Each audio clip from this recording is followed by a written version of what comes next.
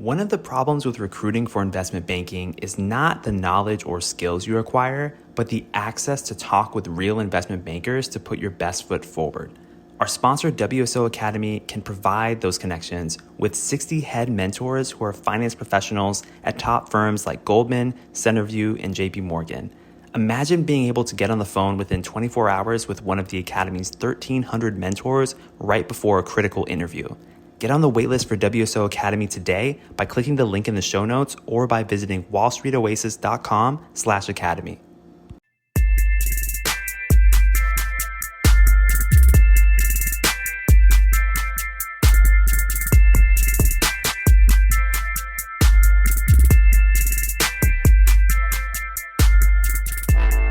All right.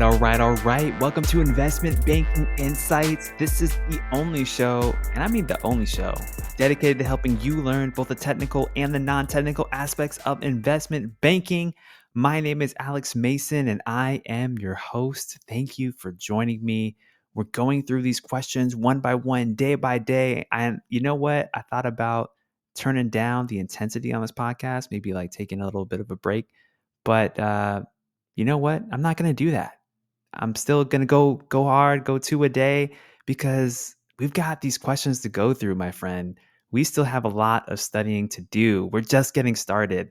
And later on into the semester, I do plan on dialing back the frequency of the podcast at least a little bit as priorities change and I get deeper into my own recruiting process. But for now, let's keep going through these questions. So today we're talking about behaviorals.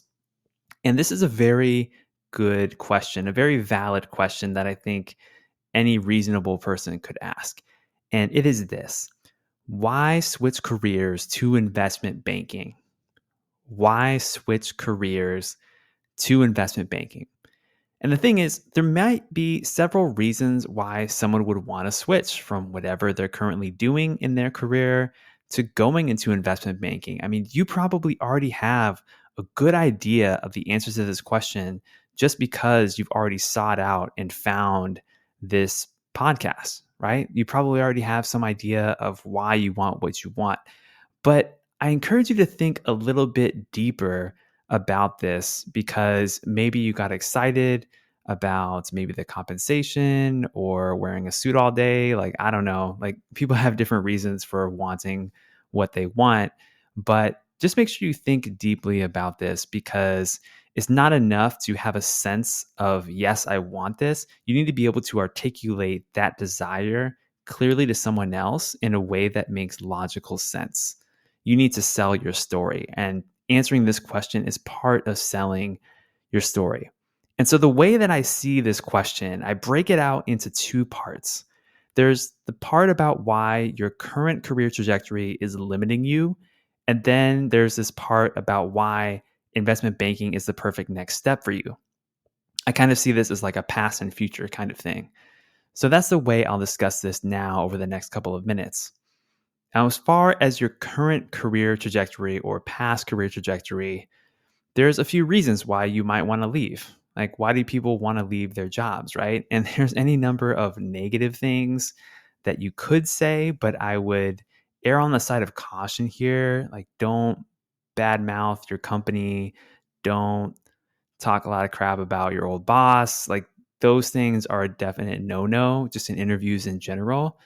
You always want to be approaching things from a mature perspective with professionalism and yeah, so know your own limits there.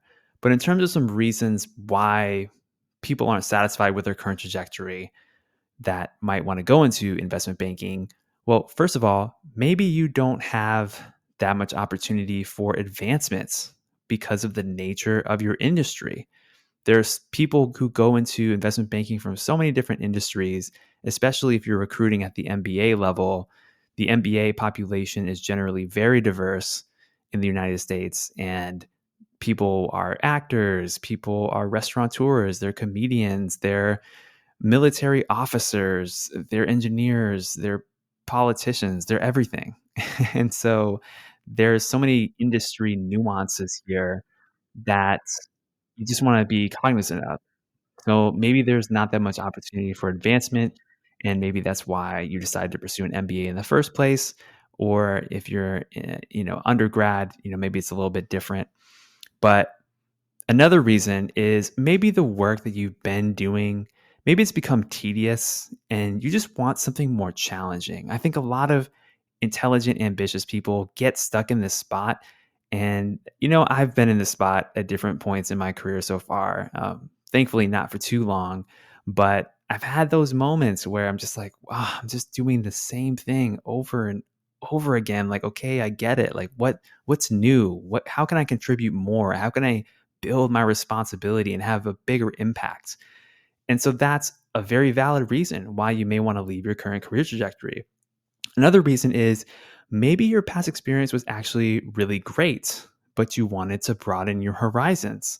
Maybe you were a successful entrepreneur before and you were killing it, but you just really wanted something different.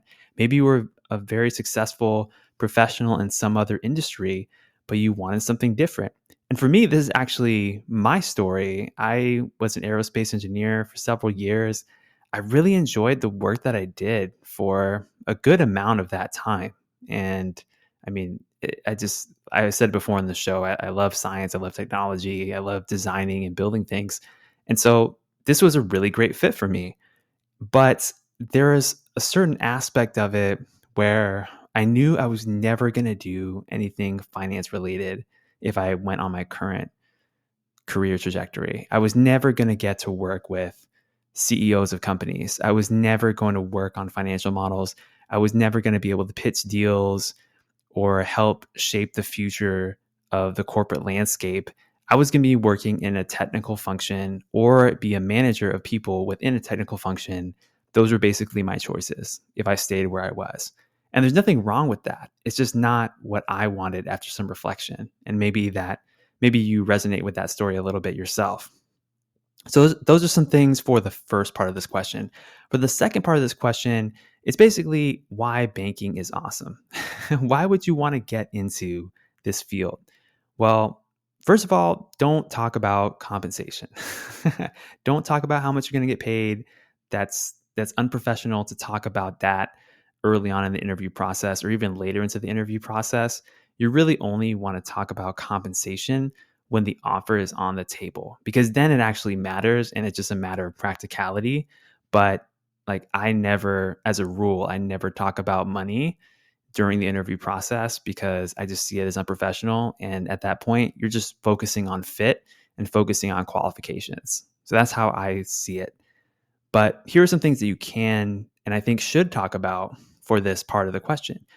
You want to grow and advance in a fast-paced industry, especially if you're working at certain banks that have a lot of deal flow.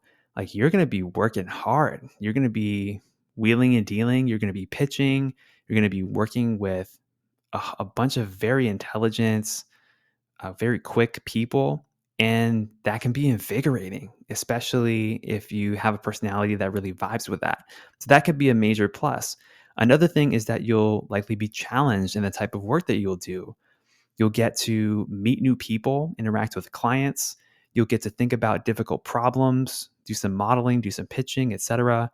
And you'll get to drive projects toward completion.